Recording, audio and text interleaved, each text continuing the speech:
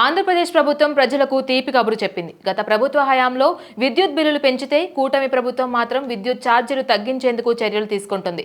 అయితే ఎప్పుడు కూడా ప్రజలందరూ ట్రూ ఆఫ్ ఛార్జీలు అనే పదం వింటూ ఉన్నారు. 5 ఏళ్ల తర్వాత ఇప్పుడు సరికొత్తగా ట్రూ డౌన్ అనే పదం వినబోతున్నారు. అవును, మొదటిసారిగా డిస్కంలు 449.60 కోట్ల రూపాయలు వినియోగదారులకు తిరిగి చెల్లించనున్నాయి. డిస్కంలు గత ఆర్థిక సంవత్సరం FPPCA ప్రతిపాదనలను APERCకి సమర్పించాయి.